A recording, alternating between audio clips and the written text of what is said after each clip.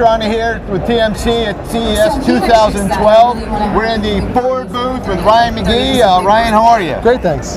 So tell us a little bit about what's happening at Ford. Well, at Ford, we're really pushing the edge on technology. We're trying to find new ways to improve the driving experience. Behind us, you can see our Ford Evos concept, which is not only a beautiful car, but it's also a way for us to talk about our technology strategy. So tell us a little bit about that. Well, where we're headed with our technology is about connectivity. It's about improving fuel economy. It's about making the whole driving experience to be better for the customer. And one of those key things, as I mentioned, is connectivity, and that's part of the reason why we're here at CES talking about the technology, because that's one of the key trends that we see, is that people want their cars connected, and when they're connected, it gives us the possibility of lots of new enhancements, lots of new driving experiences for the customer. And what are some of those? Well, one of the things that is coming is the intersection of connectivity and electrification. So electrification is the powertrain technology that includes electric vehicles, hybrid electric vehicles, plug-in hybrid electric vehicles. And when you talk about intersection of those two technologies, there's a great big space full of opportunity. And one of the things we're trying to find out is what can we do to improve people's driving experience, given that our car of the future is going to be connected. Now you have probably, I'm going to segue here, you have the most interesting job that I can imagine, right? You are contemplating some of the cool technologies that are going to be in automobiles of the future, right? Exactly. So I'm a researcher, so I'm in research and advanced engineering. And what's great about that is I get to think about not what you see here, but what you're going to see in 3 to 5 years, even longer. We need to be imagining what kinds of things we can do with technology and then invent it, come up with ways and solutions to make that new technology a reality. So what are some of the other things that we can expect from Ford going forward? So one of the things that I'm really passionate about, as I've already said, is the intersection of connectivity and electrification. And what that's going to do is, if we can define a pipeline out of the vehicle, it opens up this huge possibility. The cloud is going to give us potential of real-time data, whole gigabytes of new information that changes over time. So for example, traffic and weather, that's not something that exists on a static map.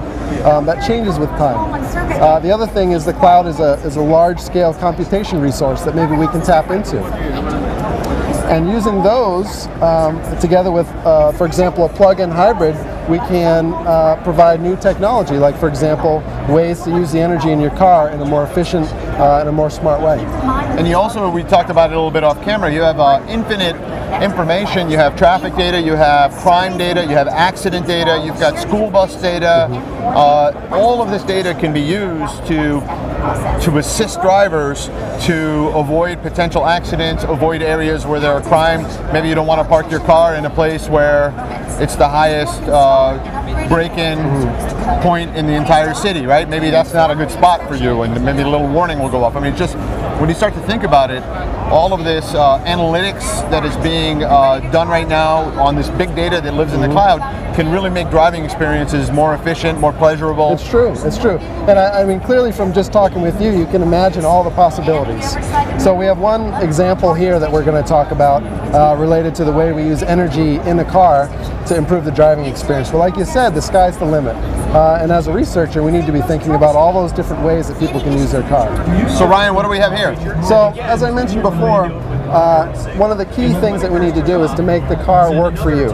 When we think about today's technology and connectivity, it's about helping you make phone calls, helping you get text messages, listen to your MP3s. But where I think it's going after that is how do we help your car to be more efficient, more intelligent? How do we empower the underlying parts of your car, like the powertrain, the chassis system, and so on. So what we have here is an example of a feature that we're working on, experimenting with, about predicting where the customer is going to go. Because if we know where they're going to go, we can now fetch information about that route that they're going to drive, and we can use that to improve the way the vehicle works. So here's an example of some technology we partnered with Google on, and we use their prediction API. And what the prediction API is it's some software that lives in the cloud, and what you do is you take a certain amount of data and you upload it to the cloud. Then the prediction API builds a model based on it, and then you can ask that model a question, and it gives you an answer. So in our demonstration here, what we have is we have put past driving history there, and now we can predict where the customer is going to go next. And then we can use that information to improve how they're going to drive along that section of road. So for example, when they might use the electric motor, when they may use the battery, things like that. Exactly, because let's say I have a plug-in hybrid, just like the energy vehicle, the EVOS vehicle, excuse me, and the Fusion Energy. A plug-in has a big battery. And part of the underlying system of the car has to decide how you're going to use the energy that lives in that battery. And so what we can do, if we have advanced information about how they're going to use their car, is we can do that in a smarter way. So let's imagine I want to limit my engine operation near my son's school. I want to keep the noise down, keep the tailpipe pollution down. So as I predict that I'm going to go pick up my son at school, I can then save energy so that when I get there, I drive as an electric vehicle. And that's what we're calling these green zones. You see some green areas highlighted on the screen. Those are areas that the customer has said, hey, I want to limit how I drive my vehicle here to limit the engine operation.